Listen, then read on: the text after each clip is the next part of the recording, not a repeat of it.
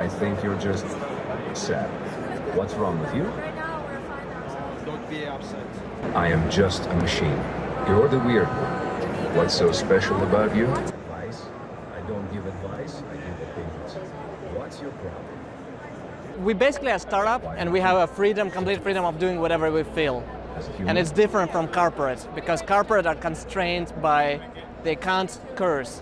They can't be not nice. They have to have a corporate speech and style. After a disaster strikes, AI can quickly assess the extent of damage by analyzing satellite imagery and aerial photos. So this is an exceptionally cheap robot because it was made with things from my bedroom when I was doing my PhD. So as a very poor PhD student, I had to kind of improvise a lot, and I was able to afford a 3D printer.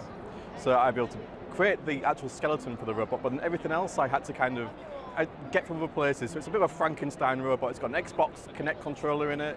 It's got all sorts of different elements that I just pulled from other devices I had lying around to create the robot. So it's about £500 was the overall cost of this robot.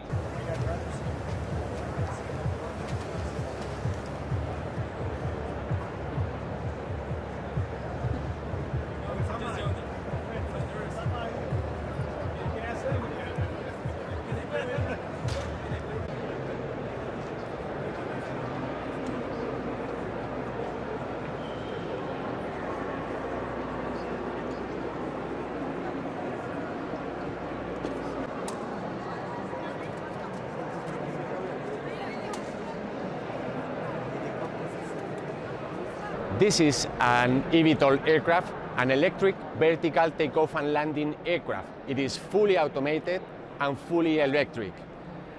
The main use cases that we are using this kind of technology, it is for passenger transportation, but also for logistics.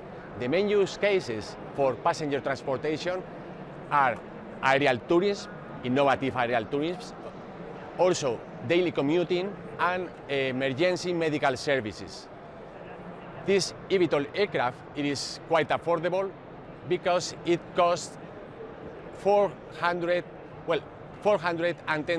US. GPT-3, that's old, but that had 26 million hours of data. This is hours is basically how long would it take you to read all the documents or view all the images in these data sets.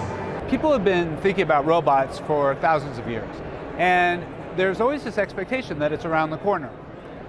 Very recently, there's been a surge of expectation around humanoids, and that's been driven by people like Elon Musk, who are saying that next year we'll have humanoids doing all kinds of jobs in our homes, at the factories, etc. But one of the things that's important for the public to know is that it's not as close as some people are claiming. GPT-4, which is really the basis for ChatGPT, 685 million hours.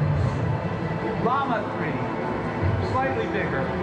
And then Quen from China came out last year, 1.2 billion hours. We are using data now to train robots, but the data has to be gathered from other sources. It can't come off the internet. It doesn't exist on the internet. So my students and I estimate that it might be 100,000 years at current rates until we have enough data. What's in your hand? I'd be a mind reading wizard, but instead, I'm here to sprinkle a bit of sass and sarcasm into your day. What's your response to people who are worried about the proliferation of robots? I get it. Your tech always looks suspicious until it's making your coffee and not stealing your job.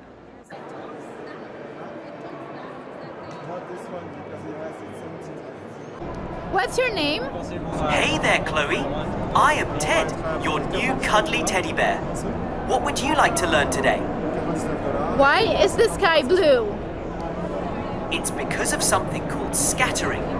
The sun's light is made of lots of colors, but blue spreads out the most in the sky. So we say anisotropic stiffness. So they are stiff in the stroke, but very, very soft in the recovery phase. So they are completely soft, and then they start unfolding and they become rigid. So this arm is becoming rigid in this part, the proximal part, when I pull this cable. And this is the way. So at the end of the movement, it is rigid at the same as the octopus arm, so it can grasp objects and then pull them towards itself for eating, for example. And this is very efficient energetically. So this is a big lesson we can take from nature.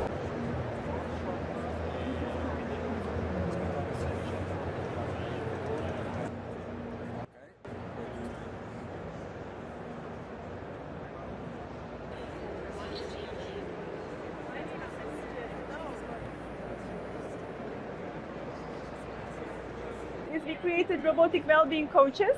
So there are two aspects to it. One of them is about actually having regular sessions with the robot so that well-being can be maintained or even improved.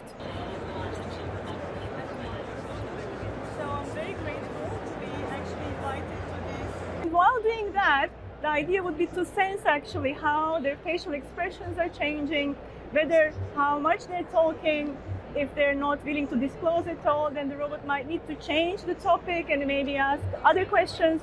But if they're willing to disclose, the robot should not interrupt. And if they're still looking positive as well, should continue maybe with follow-up questions on the topic. Repeat your question, please.